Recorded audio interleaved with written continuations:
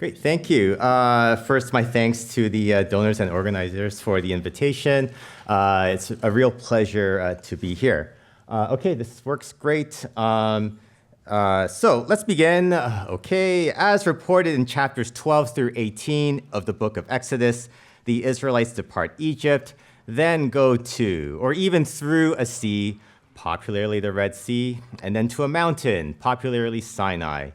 It has long been recognized that these chapters present historiographical and narrative challenges. I should just say a little bit of my background. I primarily work with texts within biblical studies. So after saying that, this presentation might go like downhill for some. The literary solutions are many. I subscribe to the basic tenets of the four-source model, also known as the documentary hypothesis, that explains the contradictions and disjunctions as a byproduct by which the, and this is in alphabetical order, the Deuteronomic, D, Elohist, E, Yahwist, J, and priestly, P sources were collated together. When Tom asked me for a title and abstract for this paper, I actually was thinking about the title for like, not another paper on JEDP. And then I thought, we'll go with this one, 4 Routes Out of Egypt. So this paper aims to demonstrate that the first step in resolving the geographical problems that we see in the biblical text lies with the tools of literary criticism. So my focus will be on Exodus chapters 12 through 18, which is somewhere in there, where we find the E, J, and P reports. I showed this to my students at UBC, and they look at this and they think, oh my goodness, what's going on? I say, don't copy this slide. And then I hear, oh, thank goodness. We'll also consider D's report contained in Deuteronomy. I will also touch upon how the compilation of the 4 sources blurs the geographical precision of each sources. So this is echoing what Richard Friedman said yesterday, and I promise I did not change my paper afterwards. This was sort of like in the plan here.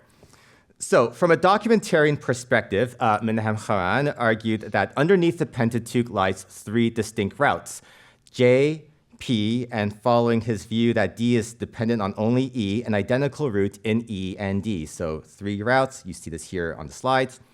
Departing from Haran, I argue that D and E contain different routes. And this is a point that will emerge at the end of this paper. So accordingly, the Pentateuchal text preserves 4 different routes, and in turn, to broadly speak, I guess geographies in the plural. More often than not, the 4 sources do not agree on geographical details such as location and names.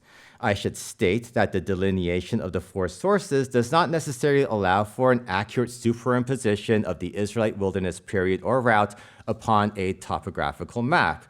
Separately, D, E, J, and P, and this is now going to sound like a bit of alphabet soup, describe a world from their own Israelite vantage point with varying perceptions and ideas of spaces near and far. And I'm going to add, in terms of dating, these sources in my mind are pre-exilic. Among the Mesopotamian examples, the Babylonian map of the world has long been viewed as an idealized map of the cosmos that exalts its core, Babylon, over its peripheries, and that is like the distant lands. A modern example, and some of you may have heard me use this example, of limited mental geography comes from a well-known cover of The New Yorker, Saul Steinberg's view of the world from 9th Avenue. From the perspective of a Manhattanite looking to the west, you could see like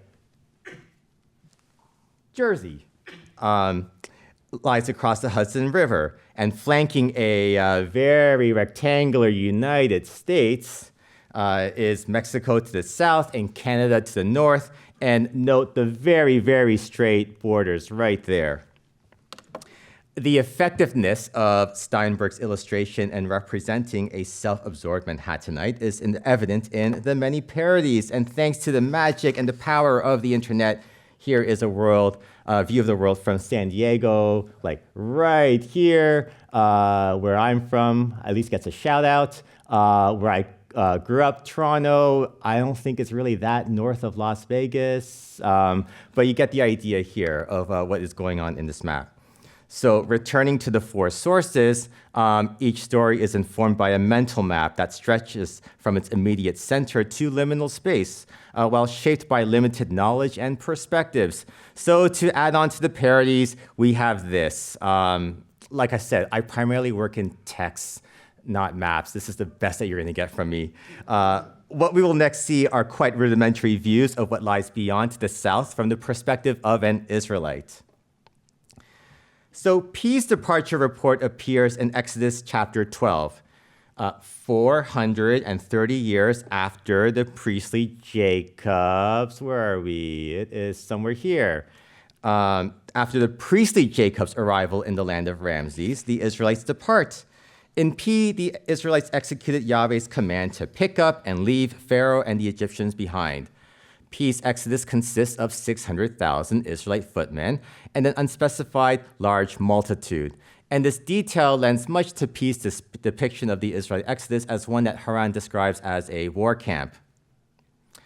And also right there, Genesis chapter 47, verse 11, Joseph arriving, father, brothers, in the land of Ramses. One caveat I guess I should point out here is that this probably would be a lot better if you had like my full source division of the Torah, Genesis through Deuteronomy, but for a very accessible resource, I'd like to highlight once again Richard Friedman's The Bible Sources Revealed, very accessible resource, one that I have used gainfully with my students. Now, according to J, so there's P, Ramses, right there. Now, according to J, the Israelites left in haste, taking only their flocks and unleavened cakes. Although J lacks an actual departure report, we could note that when the Yahvistic Jacob migrated from Canaan, Yahweh set apart the land of Goshen, like the best part in the midst of a famine, like a piece of moss, I don't know. Now, the physical separation of the Israelites in Goshen from the Egyptians continues throughout J's wonder cycle. Yahweh sent swarms of flies to where the Egyptians live, but not to Goshen. And Yahweh also sent heavy hail upon the land of Egypt, but once again, Goshen was spared. So in J, the Israelites left Goshen, not to be confused with Ramses. This is not to say that J does not know of a place called Ramses. It does. In Exodus chapter 1, the Israelites built the cities of Ramses and Pithom. So there are different ideas of what Ramses are in J and P. And while we are here, through the tools of textual criticism, we could see how geography presents challenges to early interpreters of the Pentateuchal text. The Septuagint Genesis translator, somewhere in Alexandria, places Goshen further away from the Nile Delta, and this is in Genesis chapter 45, verse 10, Septuagint, and Gesem Arabias, in the land of Gesem of Arabia, and I don't know, taking from Herodotus, let's just say Arabia, like right there where Gesem is, further away from the Nile Delta. Now, E envisions that the Israelites lived close enough to, if not alongside the Egyptians. They have time to go over to their neighbor and to accrue silver, gold, and clothing. E's departure report is contained in Exodus chapters 13, verses 17 to 19. I have argued elsewhere that the word chamushim, which is translated prepared for battle or armed, is redactional, and it is inserted to align with P's report. In E, Yahweh thinks that the people will relent when they face war and return to Egypt. And as it turns out, throughout E, the Israelites engage in battle, but they do require divine assistance. The Elohistic Moses also has time to collect Joseph's bones. And I should say something about chronology. The Elohistic Abraham receives the promise that his fourth generation will return to the promised land.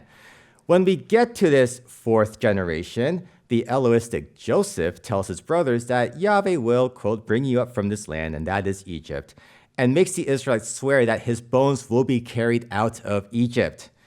After the Elohistic Joseph dies, it is the Elohistic Moses who takes the Israelites out of Egypt and transports Joseph's bones.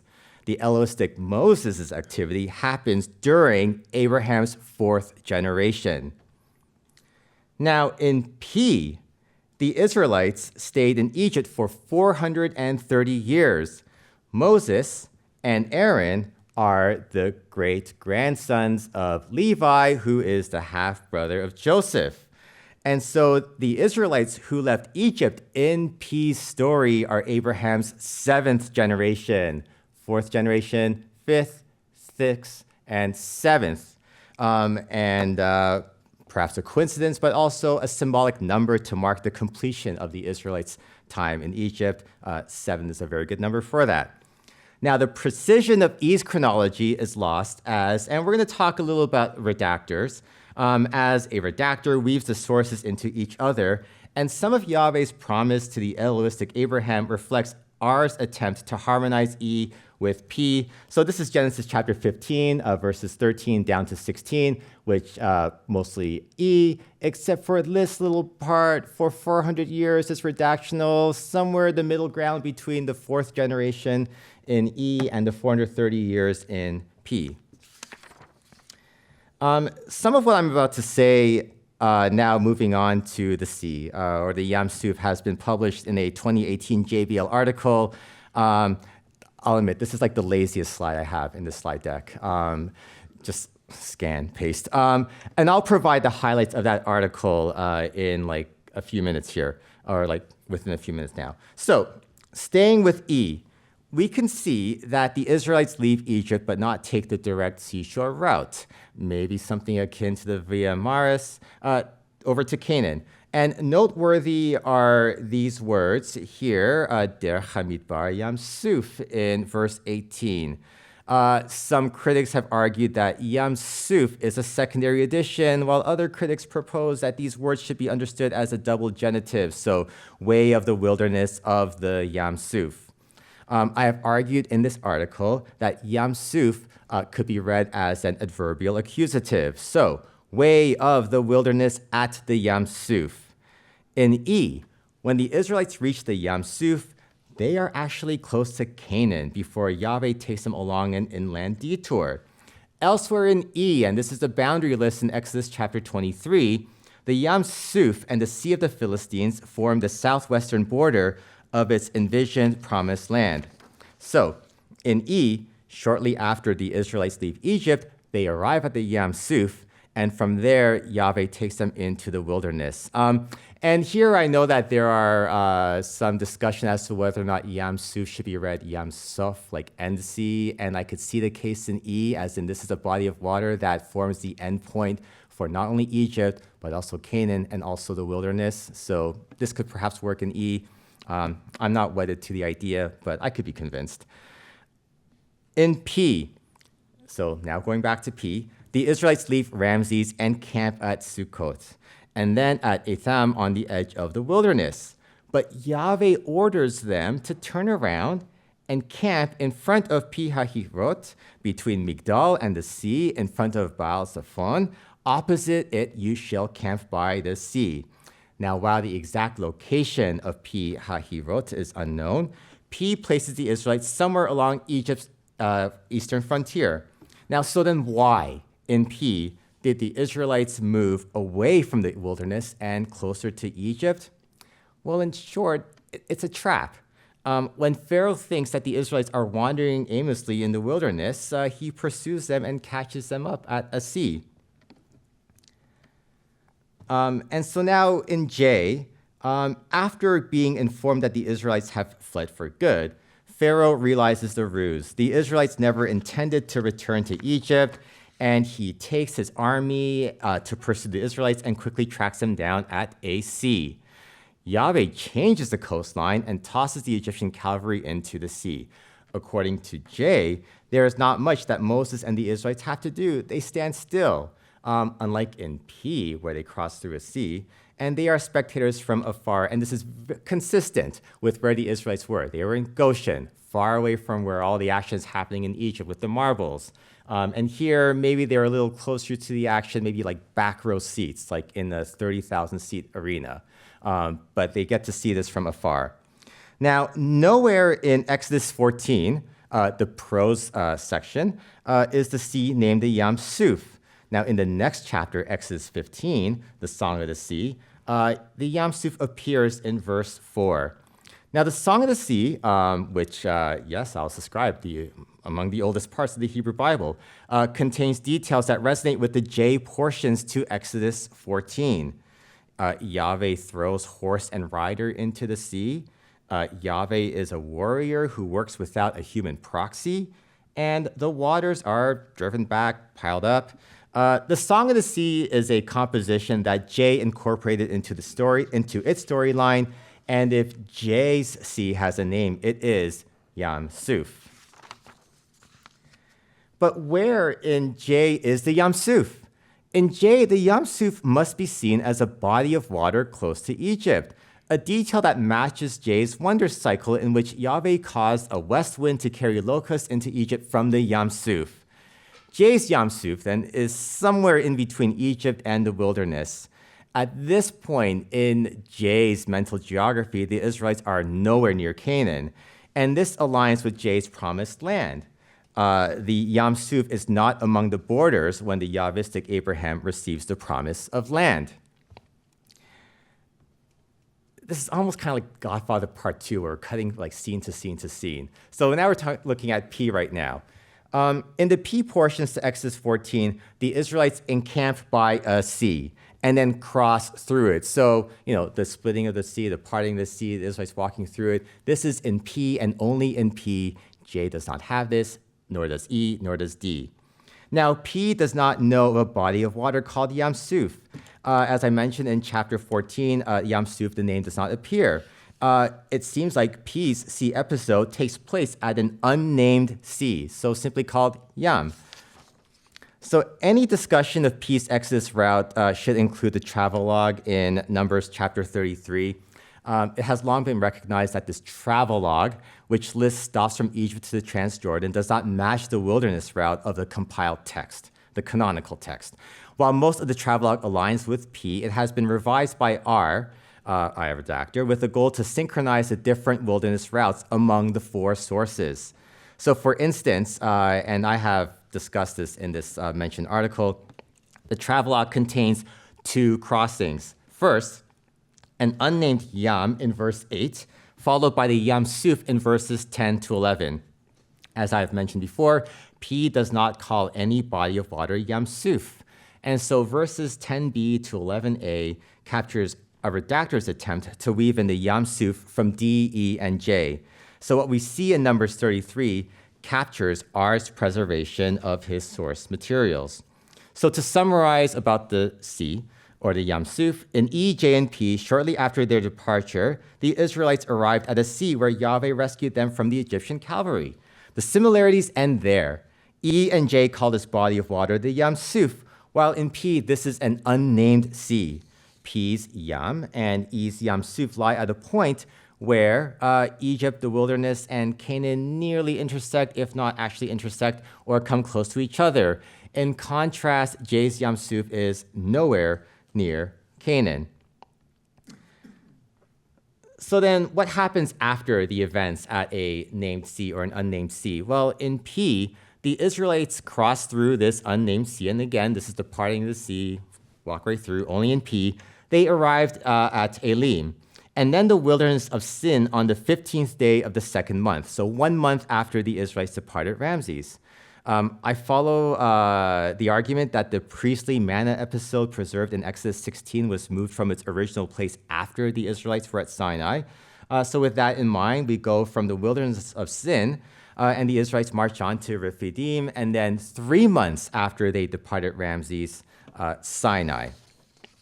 So we should note that for P, aside from crossing through an unnamed Yam, there is no drama in P.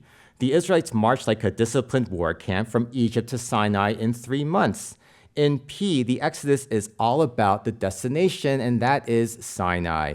And this is where we get to the fun in Exodus 25 and onwards, and where a lot of my students wonder, when is the drop date? Do we have to read into Leviticus? And the answer is yes. All of this happens at Sinai for P. It seems to be the big purpose of the Exodus. Now, in J, Sinai is a little different. So let me explain. So in J, after leaving the Yam Suf, the Israelites traveled to the wilderness of Shur, but after 3 days get to a place where there is nothing but bitter water, hence the name Marah. In the J portions to Exodus 16, the manna is given to the Israelites for the very first time, and then the Israelites complain about a lack of water. Now, what I think is a geographic and source-critical problem appears in Exodus chapter 17, verse 6. And that is here, the rock on Horeb. Since Horeb is the name that E and D gives the mountain, in J and P it's Sinai, verse 6 is seen to belong or be influenced by E or D. However, E places a high importance on Horeb as a site of intense divine activity. In Exodus chapter 3, verse 1, it is the mountain of God. So perhaps J knew of a place in the wilderness called Horeb. It doesn't have to be a mountain, it could be some place. That was then renamed Massa and Merivah. But rather than attribute at Horeb in verse 6 to J's sole mention of Horeb, I'm going to submit that the word Behoreb is redactional. J did not have Horeb, but rather, and this is the reconstruction here, Al Hatzur Hecharev. And that would be something like Yahweh telling Moses, I will be standing before you on a dry rock, or upon a dry rock. That suits the surrounding narrative. The rock was nowhere near any water. And let me just note, a dry rock, I know grammatically the dry rock, but I'm going to invoke Gadzenius's grammar, section 126, Q to R. My teacher, Hugh Williamson, would be proud of me. He's drilled that into me, where sometimes you see a definite article and you could translate it indefinite. This is just a rock, a dry rock that Yahweh is going to stand on. Now, R's intervention, or the redaction's intervention, is perhaps in a geographical sense awkward. Are the Israelites still in the wilderness or not, or are they some mountain? But it reflects the manner by which a redactor attempts to weave stories and geographies into a single narrative. Now, there is, I believe, another event that happens before Moses renames some place Massa and Merivah. In the Song of Moses, another old composition incorporated into J, praise is given to the Levites at Massa and Merivah. In slightly adapting Joel Baden's transposition of the Levites answering Moses' call in Exodus chapter 32, verses 26 to 29, which is in an otherwise E chapter, the original order of events in J goes something like this. The Yahvistic Moses then strikes the dry rock in front of the elders and then issues a call at the camp's gate, which is then answered by the Levites. So what emerges then is that J's Marah episode consists of 4 events. The Israelites arrive, the manna first appears, the Israelites complain about the lack of potable water, and the Levites stand out for their service over kin. The Yahvistic Moses renames Marah to Massa and Merivah because the Israelites asked, is Yahweh in our midst or not? Hayesh Adonai b'kirbeinu im ein. This chaotic state of affairs in the Israelite camp sets the stage for the theophany at Sinai. It just happens that the place formerly known as Marah is right by Mount Sinai. In E, sometime after the Israelites take an inland detour at the Yam Suf, they are attacked by Amalek. Apparently in E, the Philistines present an insurmountable problem, but whatever problems Amalek presents is one that can be resolved with Yahweh's staff. In the canonical text, this event takes place at Rephidim, but it is generally accepted that Rephidim is redactional. So in E, the encounter with Amalek happens somewhere in between the Yam Suf and Horeb, where exactly we cannot say. But E continues with Moses back at Horeb, this time with the Israelites, where they are met by another wandering foreigner, this time Jethro, a priest of Midian and Moses' father-in-law. So where is Horeb according to E? In Exodus 3:1, when Moses is tending the flock of Jethro, the Midianite priest at Mount Horeb, he is presumably not very far from Midian. In E, Horeb lies somewhere closer to the Arabian Peninsula than the Sinai Peninsula. So now, having charted how E, J, and P describe the Israelite exodus out of Egypt to either Horeb or Sinai, we can now turn to D. Geographically, D focuses on events that take place at 4 locations: Egypt, Horeb, Kadesh or Kadesh of Barnea, and Moab. Like its literary predecessor E, D spends very little time rehashing the Israelites' journey from Egypt to Horeb, glossing over the Yam Suf and the battle against Amalek. In E and J, remember the Yam Suf is somewhere close to Egypt, and so is the unnamed Yam in P. Now, for this reason, the Yam Suf has been equated to the Gulf of Suez, or one of the Bitter Lakes, somewhere close to Egypt. Yeah, elsewhere in the biblical corpus, the Yam Suf is more suited to the Gulf of Eilat. So here in Judges 11, verse 16, this is suggested that it looks like Yam Suf here, closer to Eilat. More convincingly, in 1 Kings chapter 9, verse 26, King Solomon built a fleet of ships at Ezion-Geber, which is near Eilat, on the shore of the Yam Suf in the land of Edom. And then finally, in the Hebrew version of Jeremiah, chapter 49, verse 21, these are sayings against Edom and Teman. Here, the sound of their cry shall be heard at the Yam Suf. And so I've argued in this article, and this is where I depart from Haran, that D's Yam Suf is not one and the same as E or J's Yam Suf. D just has a different location. So in D, the Israelites leave Egypt. They do not stop anywhere nearby or close to Egypt and nowhere nearby the Sinai Peninsula before reaching what is known as the Yam Suf. And from here, the Israelites then go to Horeb, which following E, it places somewhere to the far south and east of Canaan. So in the time remaining, and hope I could cut this real short, I should note the role of the redactor. In my understanding of the 4-source model, a redactor or compiler labeled R is responsible for weaving D, E, J, and P into each other. Redactors can operate with different philosophies. This R is a preservationist of sorts, and it is a compilation of the sources as well as a transposition of some parts that leads to the contradictions or duplications, as well as a blurring of the precision of not only the narratives but also the geographies embedded in D, E, J, and P. So R occasionally intervenes to overcome a perceived geographical difficulty. For example, a place where the waters of Merivat Kadesh appears in Numbers 27:14 and Deuteronomy 32:51, but this place stems out of R's need to harmonize 2 completely different place names to fit into a single episode in the compiled product. Numbers 20 is the sum of 2 sources: P's narrative in the wilderness of Zin, specifically the waters of Merivah, and E's narrative in which the Israelites are at Kadesh, a town that is in close proximity to Edom, somewhere east of the Arava, and somewhere in the Transjordan. So to reflect R's work, the construct chain, Me Merivat Kadesh, could be read something like the waters of Merivah of Kadesh. The NRSV translator to Numbers, I think, has it.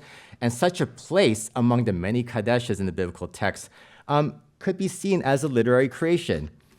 We can note how else R's work reshapes the geography of the Exodus, as is the case in each of the E, J, and P storylines. In R's compiled narrative, the Israelites can arrive and depart the sea one and only one time. And so this is a sea that has been forged out of P's unnamed Yam and E and J's Yam Suf. R's activity also reflects in the reshaping of events at a single geographical location. As the sources are woven into each other, J's Mara episode is broken up and scattered at different places in the wilderness. The complaint of water remains at Mara, but Yahweh's test of the Israelites is reshaped into the Israelites' complaint over hunger in the wilderness of Zin. The provision of water is moved to Rephidim, and the Levites' response is relocated to the wilderness mountains, specifically Sinai. R's activity also results in Moses renaming Horeb and not Mara to Massa and Merivah. So in this paper, I have attempted to show how literary criticism, and here source criticism, can be a useful tool in retracing the Exodus as presented in the biblical text. The contradictions and disjunctions in the Pentateuchal text result from the process in which D, E, J, and P were woven into each other. After their disentanglement, we have 4 different reports of the Exodus, and these sources disagree on not only what exactly happened during the Exodus, but also afterwards in the wilderness, where and what and why. Whether or not one of the reports is more original than the other, or if anyone is plausible, well, this is something then I think I could leave up to a word, to use a word I picked up in Texas, y'all, to figure out through your expertise and your tools. Thank you.